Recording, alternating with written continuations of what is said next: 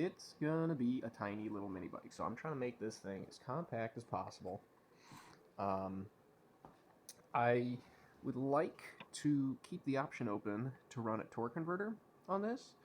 I cannot run it right now just because I don't have the parts for the torque converter and I don't really feel like buying them at the moment.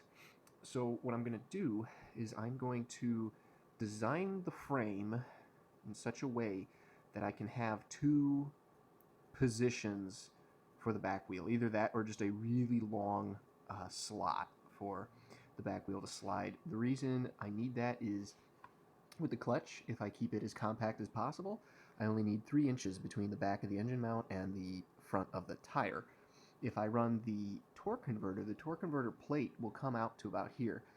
I could play with the angles, but I don't really feel like doing that. I just want to kind of run it straight forward, and that would require at least 5.5 inches between the back of the engine and the front of the tire.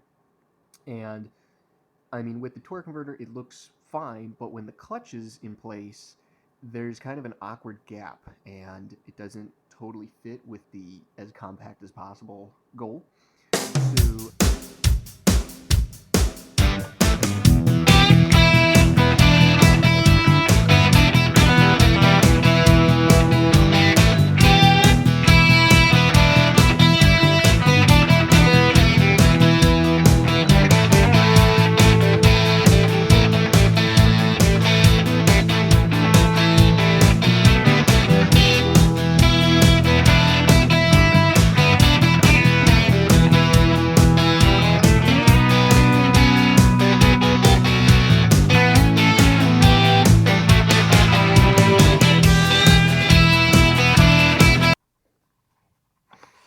okay, so this is where we're at so far. We've got our 12-inch piece welded in as straight as I can get it to our little kind of main, I'm going to call this the main tube.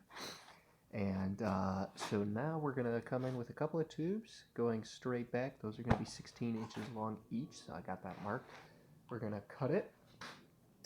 Before we do that, we did have a small fire. I was welding right here to try to get that as square as possible.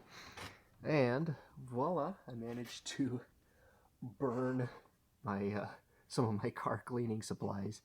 So just a small fire, nothing to worry about. OSHA, never heard of her, it's okay.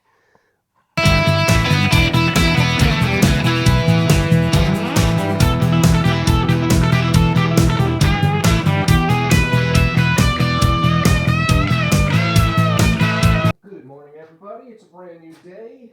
It's just as beautiful, gloomy, and cold, and half snowy as yesterday.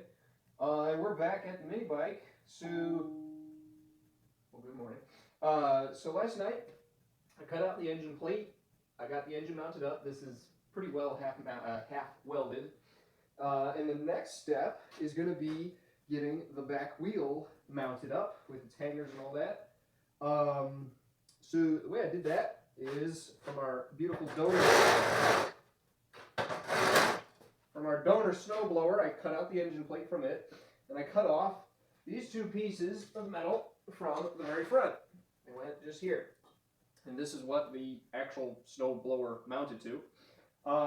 These are plenty of material for us to just weld these in. We're going to have to first drill and slot out some material, but it'll be perfect just to sit right there. They'll actually sit on the inside, about like that.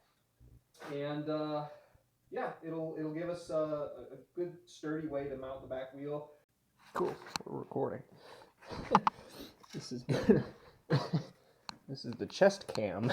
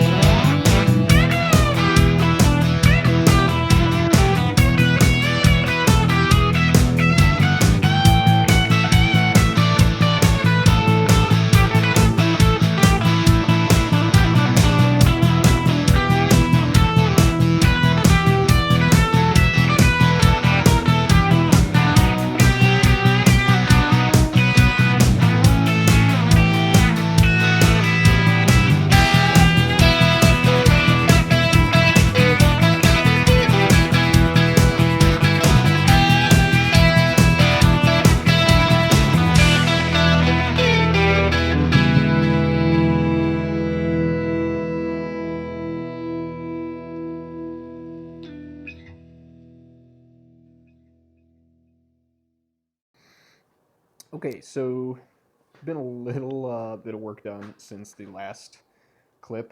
I think I left off where the engine plate had just been welded in, and then I was going to.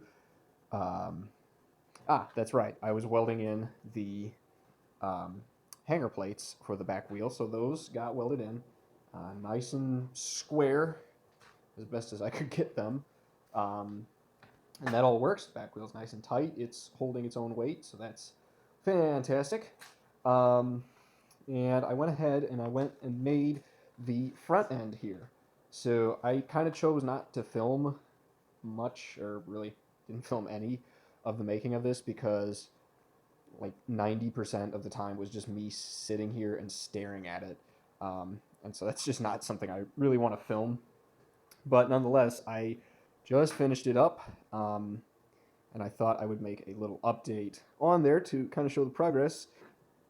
So for now, what we're going to do is we're going to finish the frame. I was waiting to finish the frame because I didn't totally know how I would do the seat. Now I have a pretty good idea of how I'm going to do it. It was always going to sit here, and it was going to be at the same level as this tube, so that you have this kind of curve, and it just goes straight back into the level of the seat. I'm kind of a stickler for the way things look, so I thought that would look kind of cool. So with that in mind, and the way that I'm going to hinge the seat and put it on a shock, and so I have a pretty good idea how I want to do that. So it is time for us to finish the back of the frame here. So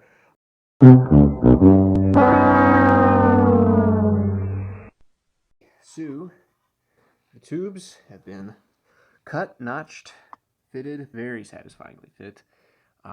And I dismantled the whole bike down to the frame. I am pretty satisfied with the way everything fits, so I'm going to go ahead and fully weld it. Okay, so I just finished fully welding the frame, and I put it all back together. I had dismantled it to fully weld it. I chose not to film the welding because that's kind of boring, and it's not exactly fun watching the sun on the screen, I guess. But there's a couple of clips that can summarize it for you. 2,000 degrees above maximum. 84, 85, 86. She'll blow soon. Now, Mr. Sulu, impulse power 2.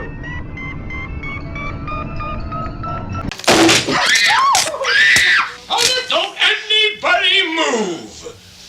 Hold it right there. The fuse is out. And then the last big thing, which is what we're going to do right now, is the seat.